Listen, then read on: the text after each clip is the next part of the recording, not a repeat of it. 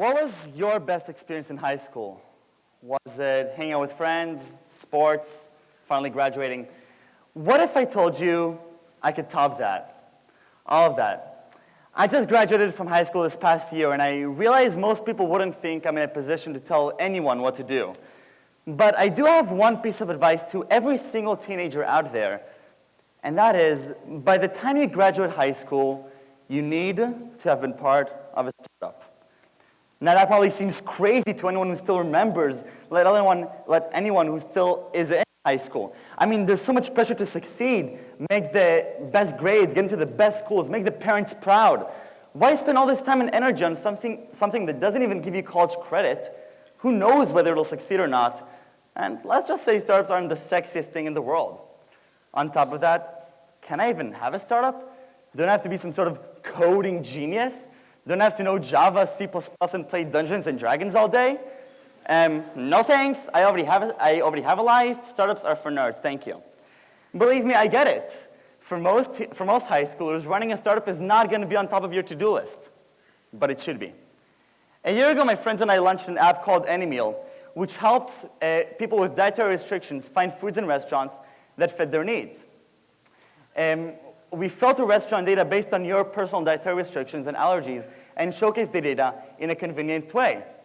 But when we just first started out working with AnyMeal, we thought we didn't have the time for it, that it would interfere with everything else we were trying to do. And I'm not only talking about school. One of the first things that I found out was that the worst possible pickup line in the world is, "So, my buddies and I are building an app. Want to see?" But for me and my friends, running a startup was one of the greatest experiences we could have had. Is AnyMeal the next Google? Probably not. Did we have to learn a lot of hard lessons along the way? Absolutely. But for us, launching a startup wasn't about becoming billionaires before we turned 20. It wasn't about solving all the world's problems with an app. For us, it was about a passion to solve a problem we felt was important to solve. It was about reaching beyond our boundaries, expanding our horizons, and helping others along the way. That's it. Now, I realize that it probably takes more than 2 minutes to convince every high schooler in the world to launch a startup, so I'm going to try to do it in the next 10. There are 3 reasons why you can and should have a startup by the time you graduate high school. Reason number 1, learning by doing. Most teenagers know that high school means learning through memorization. We sit in classes and we take tests. But having a startup means we have to acquire and prove knowledge in a different way. You have to learn by doing, and doing it in the real world. My good friend Ben Latz, who was our lead designer for AnyMeal, would just love to be here to testify for this. This is the first design Ben made. This is the first design we made as a team for AnyMeal. We still laugh at how ugly it is. This is the last design we made. Same team, same concept, just 8 months later, no formal training, just practice. Hard to believe, right? Now, Ben has always been passionate about design, and he's been trying to do it for a very long time. But when he joined AnyMeal last year, he needed a little bit of improvement, to say the least. In the past year, he didn't take any courses, he just did AnyMeal. He worked at a startup with us and learned with us throughout the process by getting real feedback from team members and actual users, improving every single day. This was his design project, and since he was working on something that he's so passionate about, and he was in control, he wouldn't stop until he was proud of his work. For Ben, it wasn't about working for a grade or pleasing a teacher. It was about making his project the best that it can be. So think back to the last homework assignment or work deadline that you had. Did you feel that push to keep going? That fun and exciting urge that made you open up the computer during lunch and sneak in an extra couple minutes of work? That's the power of a startup. Running your own project, setting something in motion. It's about being so excited to work on something that it just doesn't feel like work. And that's the same experience that I had with AnyMeal. At first, it was just a casual project. We'd work on it a couple hours a week. But very quickly, the line between fun and work became so blurred that I just couldn't tell the difference. I found myself having video chats with the team at 4 a.m. in the morning, and then again on the bus on the way to school, and then again in breaks in between classes. and sometimes during classes. But no one told us how to do what we did, and textbooks weren't any help either. But we figured it out. Having a startup forced us to solve problems our own way. And as we were building Anymeal, I realized something else. Reason number 2, startups teach us something that schools can't. I was what you would call a good student. I liked classes and I worked hard. But something always bothered me about school, and it's the same problem that bothers a lot of other teenagers. For so much of what I was learning in the classroom, I couldn't figure out for the life of me, how the hell am I going to use this later on in life? Like most problems, it has a name. It's called situated cognition. And it's the idea that you're taught something in a particular context, but you can't apply that learning to other situations. For example, studies about situated cognition showed that divers that learned techniques on land couldn't remember them in water. Children that sold stuff on the streets of Brazil were doing amazing basic arithmetic, but couldn't perform the same in a math classroom.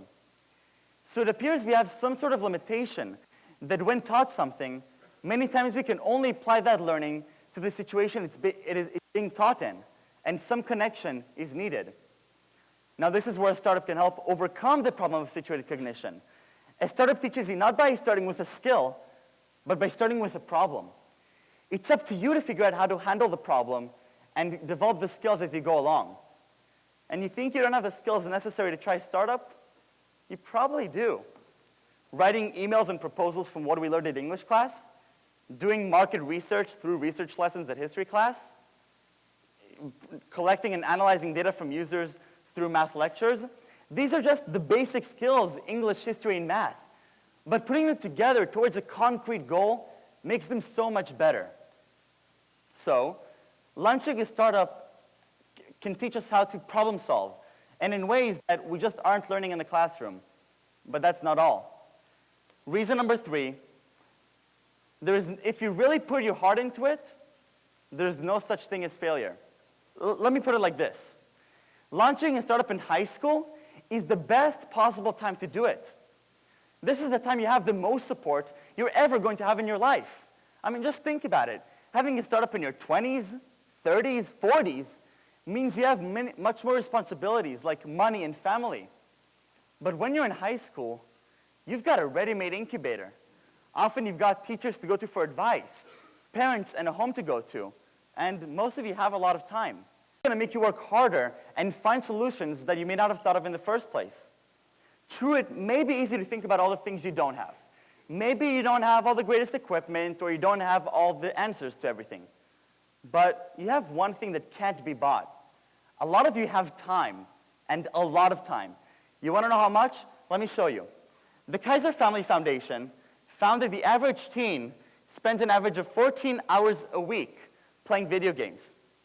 So, there are 52 weeks in a year, and 43 million teenagers in the United States.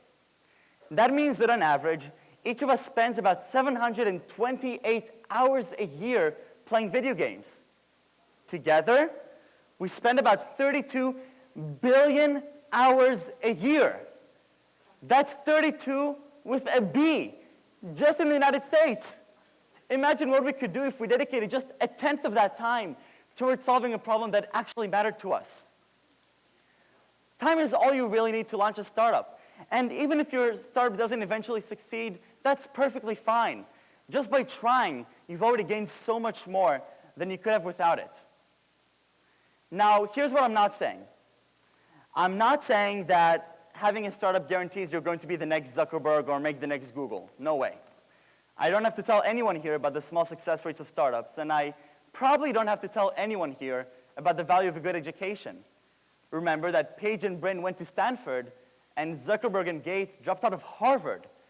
They had a lot of education and work experiences before their startups. And I'm not saying that school is somehow less than a startup experience. It's not. I had incredible teachers, and school was challenging and rewarding in its own way.